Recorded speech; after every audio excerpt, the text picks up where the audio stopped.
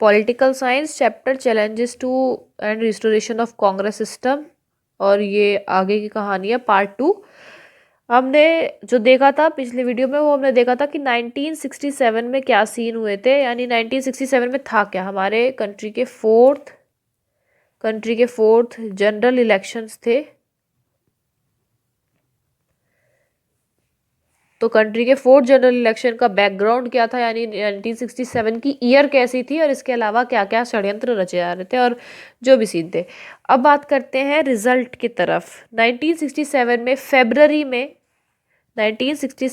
फेब्रवरी में fourth general election हुए, और इसके जो नतीजे आए वो काफ़ी चौंकाने वाले टाइप्स थे। ये पहली बार था कि कांग्रेस पार्टी बिना नेहरू जी के इलेक्शन लड़ रही थी। नेहरू जी की डेथ 64 में हो गई थी, तो ऐसा पहली बार था कि कांग्रेस पार्टी बिना नेहरू के इलेक्शन लड़ रही है। अब इसमें रिजल्ट क्या हुआ, पहली बात बता देती हूँ। इसका जो रिजल्ट था वो ऐसा था कि उसे पॉलिटिकल अर्थक्वेक बोला जाता है। कुछ कुछ जो पॉलिटिशियंस वगैरह और पॉलिटिकल ऑब्जर्वर्स थे, मैंने पॉलिटिक्वेक लिख दिया पॉलिटिकल अर्थक्वेक कहा जाता है।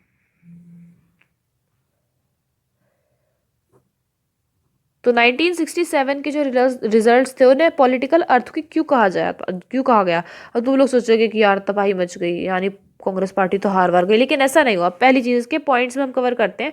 पहला पॉइंट ये है कि कांग्रेस पार्टी जो थी वो इट मैनेज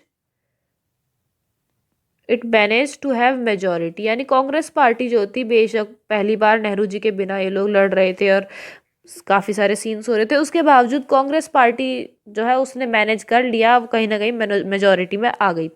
इसके बाद क्या हुआ, नेक्स्ट पॉइंट जो नोट करने वाली है वो ये है कि अब तक के, यानी कि 52 से 1952 से अब तक जो है इन्हें सबसे ज्यादा कम वोट्स मिले। Lowest tally of seats and share of votes. सबसे कम इन्हें वोट्स मिले, सबसे कम इन्हें सीट्स मिले इस वाले इलेक्शन में। 1952 को मैंने क्यों लिया रेफरेंस में, देखो हमारी कंट्री के पहले जो इलेक्शंस थे 1952 में हुए। 1951 52 कहते हैं वैसे तो, लेकिन 52 में इसलिए क्योंकि ज़्यादातर जो जनता थी उसने वोट किया था 52 में, फेबररी में। तो फेबररी 52 में हमारी कंट्री के पहले जनरल इलेक्शन हुए थे। उससे पहले मतलब होने थे, बट कंट्री की सिचुएशन इतनी अच्छी नहीं थी। 47 में हम लोग आज़ाद हो गए थे, तो इतनी लेट क्यों हुए, अगर कुछ डाउट आ रहा है में, तो वो इसलिए क्योंकि कंट्री की सिचुएशन ऐसी नहीं थी, तो बार बार स्थगित कर दिए जाते थे, पोस्टपोनमेंट हो रही थी। तो फाइनली 52 में हुए थे, देन 57, देन 62, और अब फिर 67। तो फोर्थ जनरल इलेक्शन जो है 67 में हुए, 1952 को इसलिए रेफरेंस में लिया है। तो 52 के बाद सबसे कम वोट्स जो है कांग्रेस पार्टी को इन वाले इलेक्शंस में मिले थे। इसके अलावा कांग्रेस पार्टी के आधे से ज़्यादा जो इंदिरा गांधी के कैबिनेट में मिनिस्टर थे ना, इंदिरा गांधी को कैबिनेट में आए हुए एक ही साल, वो प्राइम मिनिस्टर बने हुए एक ही साल हुआ था। इंदिरा गांधी के कैबिनेट में जो मिनिस्टर थे उनमें से आधे मिनिस्टर जो थे वो हार गए थे। और एक और पॉइंट है जो ध्यान रखने वाला, वो ये है पॉलिटिकल स्टालवर्ड्स का मतलब पता क्या होता है। स्टालवर्ड्स होते हैं वो लोग जिनके ऊपर हम भरोसा करते हैं, और वो लोग जो किसी चीज़ का फेस होते हैं। जैसे पार्टी का फेस थे ये लोग, मतलब ऊंचे ऊंचे जो लीडर्स थे, जो जाने माने लीडर्स थे। तो पॉलिटिकल स्टालवर्ड्स जो थे ना उस टाइम के, वो लोग अपनी कॉन्स्टिट्यूएंसी में बांटा जाता है जब देश को इलेक्शंस के पर्पस के लिए। तो वो लोग इलेक्शंस हार गए थे, ये बात बहुत ही चौंकाने वाली थी। और इनमें कौन कौन हारे थे, कौन कौन से पॉलिटिकल स्टालवर्ड्स थे। के कामराज जो कांग्रेस पार्टी के प्रेसिडेंट थे, तमिलनाडु में सीट हार गए थे। एस के पाटिल महाराष्ट्र में हार गए थे ये भी। अतुल्य घोष वेस्ट बंगाल में। के बी सहाय बिहार में। तो ये कुछ नाम दिए हुए हैं पॉलिटिकल स्टालवर्ड्स के, आगे भी इनका नाम कहीं ना कहीं यूज होता रहेगा। तो ये कुछ पॉलिटिकल स्टालवर्ड्स ऐसे थे जो उस टाइम के फेस थे पॉलिटिकल पार्टी में, इनका जाना ना माना नाम था। उसके बावजूद ये लोग जो है, जो जो इनके आगे जगह दे रखी है उनमें हार गए थे। देखो के कामराज फ्रॉम तमिलनाडु, और ये पहले सीएम रह चुके थे तमिलनाडु के। और महाराष्ट्र से एस के पाटिल। अतुल्य घोष, घोष जो है वो एक बंगाली सरनेम होता है, तो याद रख लेना, वेस्ट बंगाल, अतुल्य घोष। और के बी सहाय, बी से बिहार। के बी सहाय फ्रॉम बिहार। तो ये जो है, ये लोग वो थे जो पॉलिटिकल स्टालवर्ड्स थे और ये लोग हार गए थे। इतने ड्रामेटिक, इतने ड्रामापूर्ण पॉलिटिकल चेंज आया था इस टाइम पे। अब स्टेट लेवल की बात करते हैं। ये तो चलो सेंटर की बात हुई कि सेंटर में कांग्रेस पार्टी ने अपनी गवर्नमेंट बना ली थी सेंटर में, लेकिन सबसे कम वोट्स के साथ। आधे जो इंदिरा के कैबिनेट में थे वो हार गए थे, और ये कुछ पॉलिटिकल स्टालवर्ड्स के नाम जो हार गए थे। स्टेट में क्या सीन हुआ था? स्टेट्स में लगभग 7 स्टेट्स ऐसी थे जहां पे कांग्रेस पार्टी मेजोरिटी नहीं बना पाई, वहां पे तो हार ही हार गई। और इसके अलावा 2 स्टेट्स ऐसी थी जहां पर कांग्रेस पार्टी इसलिए पावर में नहीं आ पाई क्योंकि डिफेक्शन हुई। डिफेक्शन का मतलब होता है क्या है? जैसे मैं आज खड़ी हूँ कहीं से इलेक्शन में और मैं कांग्रेस पार्टी से खड़ी हुई हूँ और मेरे को वोट मिल गए, ठीक है, मैं उस कॉन्स्टिट्यूंसी में जीत भी गई। जीतने के बाद मैं चली जाऊँ भाजपा में चली जाऊँ मैं, ठीक है। तो इसका मतलब क्या है? जिस पार्टी से मैं इलेक्ट हुई, जिस पार्टी सिंबल पे मैं इलेक्ट हुई थी, उस पार्टी से अपनी एलिजियंस चेंज करके मैं दूसरी पार्टी में शिफ्ट हो जाऊँ। तो इसकी वजह से जिस जो मेरी ओरिजिनल वाली पार्टी थी वो वहाँ पे सरकार नहीं बना पाएगी। तो 2 स्टेट्स ऐसी थी जहाँ पर डिफेक्शन की वजह से गवर्नमेंट नहीं बना पाई कांग्रेस। तो ये जो 9 स्टेट्स थी, 7+2, ये जो 9 स्टेट्स थी, यहाँ पर कांग्रेस पार्टी लॉस्ट पावर। अब इस स्टेट्स कौन कौन सी थी देखो: पंजाब, हरियाणा, उत्तर प्रदेश, मध्य प्रदेश, बिहार, वेस्ट बंगाल, उड़ीसा, मद्रास और केरला। ठीक है, ये वो 9 स्टेट्स थी। 3 थी, हाँ 9। तो ये वो 9 स्टेट्स थी जहां पर कांग्रेस पार्टी नहीं बना पाई थी। अब इसको थोड़ा सा ऑर्गेनाइज कर देते। देखो याद करने का तरीका देखो कैसे याद करोगे। पंजाब हरियाणा साथ में लेना, ठीक है। मैप देखते हैं। मैप ऐसा कुछ होता है,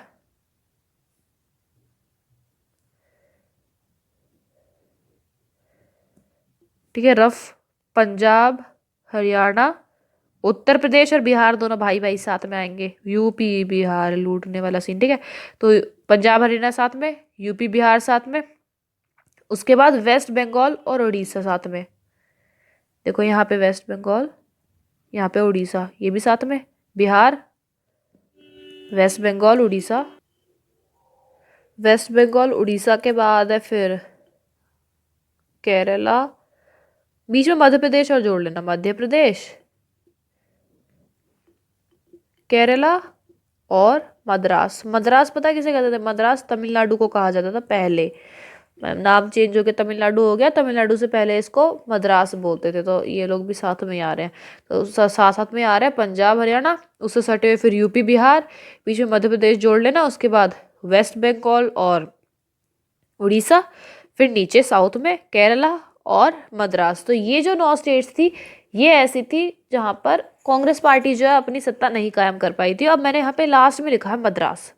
मद्रास को मैंने अलग से क्यों लिया? देखो मद्रास का क्या सीन था, ये पहली ऐसी स्टेट बनी थी जहाँ पर कोई regional party clear majority, clear cut majority के साथ जीती थी। और यहाँ पे जो पार्टी जीती थी उसका नाम था DMK, द्रविड़ मुनेत्र कज़ाकम।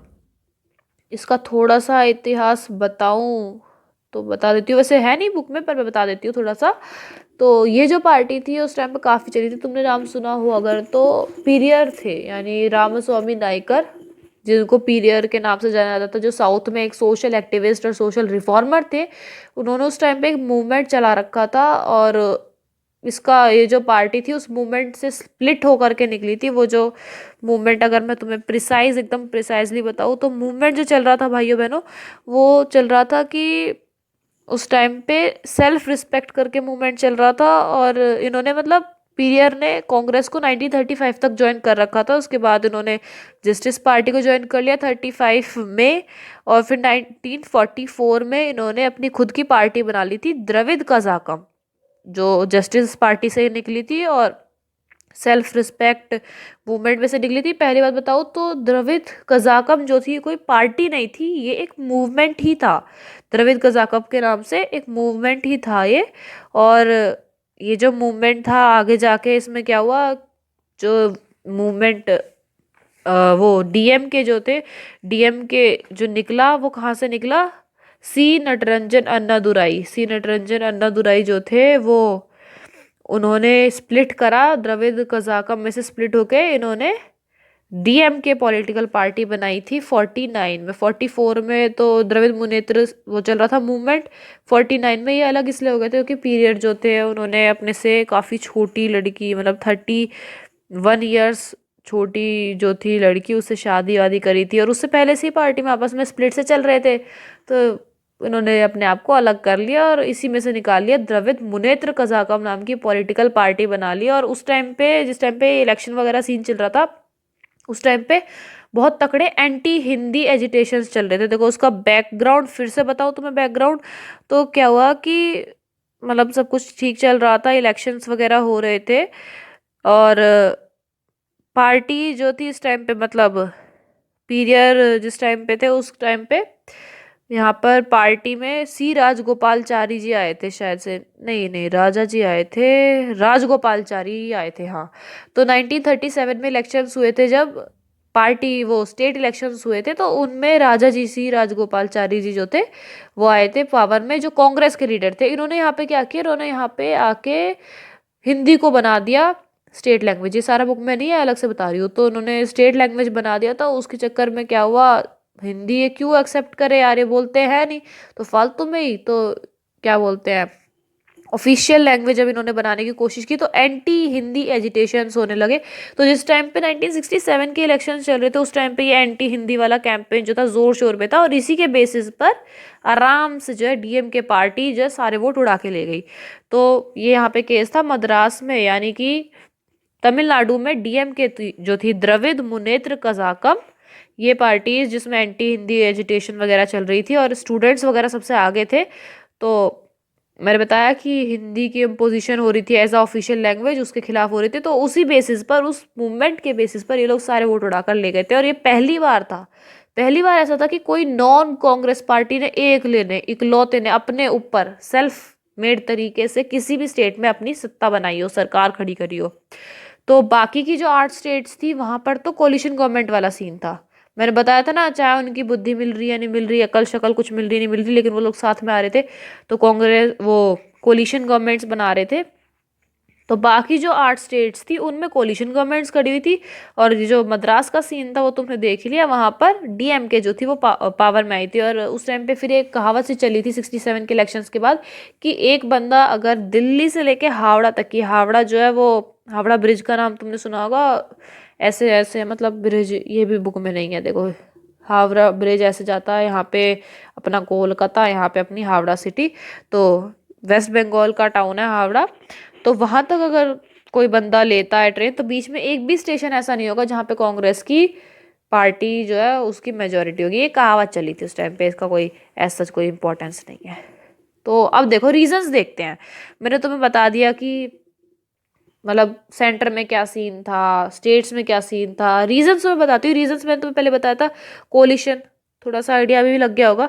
1967 के इलेक्शंस में ही कोलिशन नाम की चीज हमारे जो सिस्टम था, पॉलिटिक्स थी, उसमें आई। उससे पहले कोलिशन वगैरह क्या सीन कुछ नहीं था, उसके पहले सिंगल पार्टी जो लड़ा करती थी इससे पहले। लेकिन 67 के इलेक्शंस ने कोलिशन नाम की चीज को इंट्रोड्यूस कर दिया। अब कोई भी सिंगल पार्टी जो थी उसे तो मेजोरिटी मिल नहीं रही थी, तो कई सारी नॉन कांग्रेस पार्टी साथ में आके उन्होंने जॉइंट लेजिस्लेटिव पार्टीज बनाई, जॉइंट लेजिस्लेटिव पार्टीज, जॉइंट संयुक्त, इसी को हिंदी में कन्वर्ट कर रही हूँ, संयुक्त विधायक दल इन्होंने बनाए।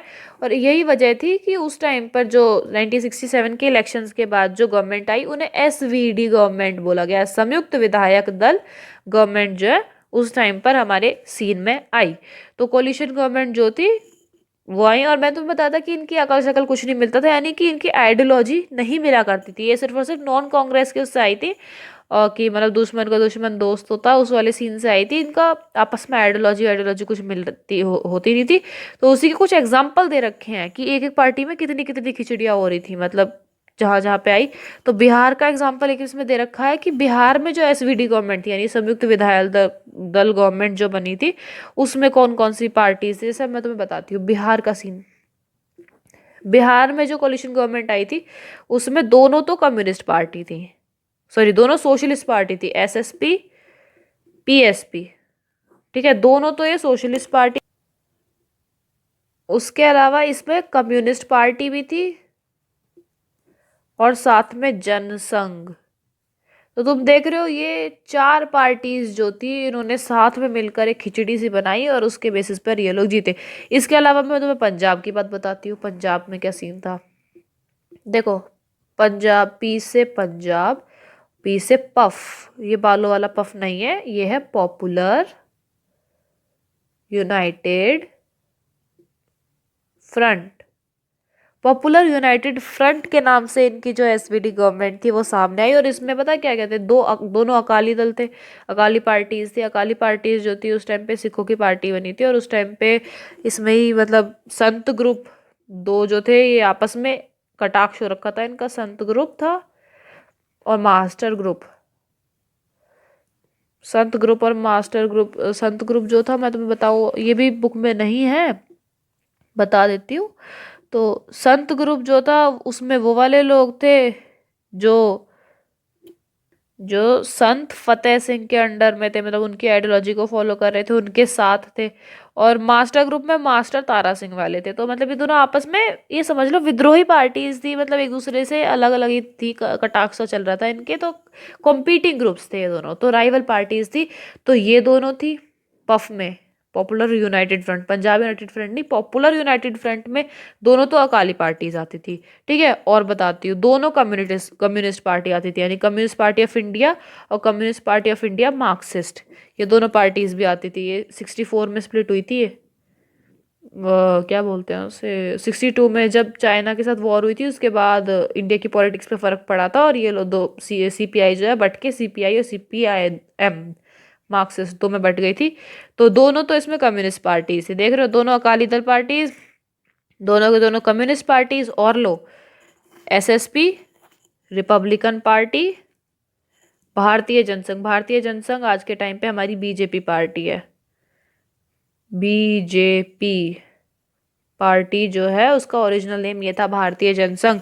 तो इन शॉर्ट मेरे कहने का मतलब जो है वो ये है कि इस टाइम पे कांग्रेस के खिलाफ आने के लिए कोलिशन गवर्नमेंट की जो चीज़ है, कोलिशन गवर्नमेंट का जो फिनोमेना है वो सामने आया, जिसमें दो स्टेट का एग्जांपल है। पहला बिहार का जिसमें एसएसपी पीएसपी सीपीआई जनसंघ साथ में आए थे। पंजाब की बात करें तो पफ यानी पॉपुलर यूनाइटेड फ्रंट आया था, जिसमें दोनों अकाली दल पार्टीज थी, संत ग्रुप मास्टर ग्रुप, दोनों कम्युनिस्ट पार्टी थी, सीपीआई सीपीआई एम, एसएसपी थी, रिपब्लिकन पार्टी थी, भारतीय जनसंघ था। तो ये गवर्नमेंट्स जो है इस तरीके से आई थी। दूसरी चीज मैंने तुम्हें बताया था, दो स्टेट्स में थी डिफेक्शन की प्रॉब्लम। डिफेक्शन जैसा कि थोड़ा बहुत आइडिया दिया था, डिफेक्शन मतलब होता है कि जिस पार्टी पे आप इलेक्टेड हुए हो उसको छोड़ के दूसरी पार्टी से हाथ मिला लो। तो 67 के जनरल इलेक्शन के बाद क्या था कि कांग्रेस के कुछ जो लीडर्स थे, लेजिस्लेचर्स थे, उन्होंने मतलब क्या किया, पार्टी जीते, मतलब कांग्रेस पार्टी की तरफ से बन के ये लोग जीते और बाद में इन्होंने दूसरी पार्टी को ज्वाइन कर लिया। इसकी वजह से कांग्रेस गवर्नमेंट नहीं बन पाई और नॉन कांग्रेस गवर्नमेंट बन गई। तो मतलब तुम समझ रहे हो कि एक डिफेक्शन की वजह से पार्टी गवर्नमेंट बनाएगी या नहीं बनाएगी ये उस टाइम पे तय हो रहा था। तो काफ़ी इंपॉर्टेंट रोल रहा है डिफेक्शंस का। और 3 स्टेट्स में तुम्हें बताती हूँ, 3 स्टेट्स ऐसी थी जहां पर डिफेक्शंस ने बहुत ही इंपॉर्टेंट रोल प्ले किया है नॉन कांग्रेस गवर्नमेंट्स को खड़ा करने में। ये थी हम साथ साथ है नहीं, देखो हरियाणा, यूपी, एमपी। तो ये जो 3 स्टेट्स थी, हम यहाँ पे कोलिशन, वो यहाँ पे डिफेक्शंस का बहुत ही इंपॉर्टेंट रोल रहा है। और लोग अपनी पार्टी के लॉयल्टी बदल दिया करते थे उस टाइम पे। और उस टाइम पे एक बहुत अच्छी चीज़ चली थी, कहानी का टाइम आ गया, स्टोरी टाइम। तो उस टाइम पे एक अच्छी चीज़ दी थी, आया राम गया राम। तो आया राम गया राम का एक्सप्रेशन जो है, आया राम का मतलब जैसे आया का होता है आओ, यानी मतलब राम केम, गया राम मतलब राम वेंट। तो इसका सीन तो मैं बताती हूँ क्या हुआ था। हरियाणा का सीन है ये, हरियाणा में एक लीडर थे, ठीक है, और उनके मतलब फ्लोर क्रॉसिंग की वजह से वो फेमस हुए। तो फ्लोर क्रॉसिंग होता है जैसे पायदान बदल दिए, यानी कि अपोजिट साइड को ज्वाइन कर लिया पार्लियामेंट में, उसे बोलते हैं फ्लोर क्रॉसिंग। ठीक है, तो गयालाल नाम था उनका। और गयालाल जो थे एमएलए थे हरियाणा के 1967 में। उन्होंने तीन नहीं, फोर्टनाइट, फोर्टनाइट का होता है 15 दिन, पखवाड़ा बोलते हैं हिंदी में। तो उन्होंने एक पखवाड़े में यानी 15 दिन के अंदर उन्होंने 3 बार पार्टी एलिजियंस चेंज करी। पहले वो कांग्रेस से यूनाइटेड फ्रंट में गए, ठीक है, पॉपुलर यूनाइटेड फ्रंट, और उसके बाद वो वापस कांग्रेस में आ गए, और कांग्रेस में आने के 9 घंटे के अंदर अंदर दोबारा से यूनाइटेड फ्रंट में जाके शामिल हो गए। देख रहे हो क्या खेल गया ये आदमी। तो गयालाल जी जो थे अपने नाम पे ही गए बिल्कुल। 1967 में ये एमएलए थे हरियाणा के, मैंने बताया। तो पहले इन्होंने कांग्रेस से यूनाइटेड फ्रंट की तरफ शिफ्ट किया, फिर यूनाइटेड फ्रंट से कांग्रेस में आए, और अगले 9 घंटों के अंदर दोबारा यूनाइटेड फ्रंट चले गए। और ऐसा कहा जाता है, ऐसा कहते हैं कि जब कांग्रेस में ये वापस आए थे ना यूनाइटेड फ्रंट से, तो उस टाइम पे राव बीरेंद्र सिंह थे, जो इन्होंने मतलब कांग्रेस के लीडर थे ये। और इन्होंने प्रेस के सामने आके, चंडीगढ़ प्रेस के सामने आके इन्होंने बोला, इन्होंने डिक्लेयर किया था कि गया राम वॉज नाउ आया राम, कि गया राम जो है वो आया राम बन गया। अब वहीं से जोक वोक से बनने शुरू हो गए, खूब जो कार्टून सब निकालने शुरू कर दिया, आया राम गया राम आया राम गया राम, और तब से हुआ। और उसके बाद तुम कहोगे कि अभी भी ऐसा हो सकता है, तो अब जो है क्या है, स्ट्रिक्टर एक्शंस लिए गए, और कॉन्स्टिट्यूशन ने अमेंडमेंट के थ्रू डिफेक्शंस को रोकने के लिए लॉ बना दिया। ये भी बुक में नहीं है, मैं तुम्हें बताती हूँ। 1985 में बना था, 85 में, हाँ 85 में बना था anti defection law. Rajiv Gandhi ji की सरकार थी उस टाइम पे, और 52nd अमेंडमेंट था ये, 52nd अमेंडमेंट, ये बुक में नहीं है। तो उसके तहत डिफेक्शंस को अब रोक दिया गया है। तो ये वाली कहानी है। इसके बाद की कहानी जो है वो हम नेक्स्ट में पढ़ेंगे। हाँ नेक्स्ट में पढ़ेंगे। Thank you.